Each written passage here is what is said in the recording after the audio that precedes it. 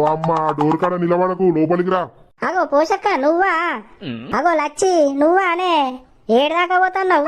ఆ పోషక్క నేను కరీనారం దాకా పోయత్తానత్తన్నా. నువ్వేటో పోతున్నావు ఏడుదాకా?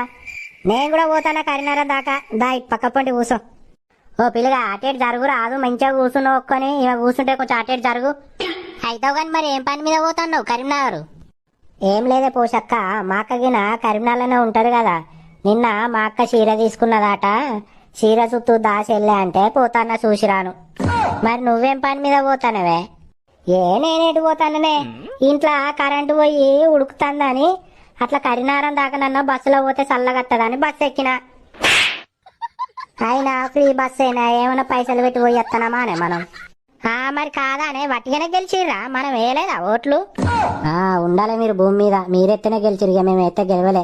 ఒకలేమో చీర చూసిరాను, ఒకలేమో చల్ల గాడుపు రాను, మంచిగా తిరుగుతారు పో బస్సులల్లా. అగ్గో చూసినా అవే ఫ్రీ బస్ అనుడుతోనే చూడు ఎట్లా తిరుగుతారు ఆడోళ్ళు. అవునే నిజంగానే, అసలు ఫ్రీ బస్సు పెట్టనే పెట్టద్ది.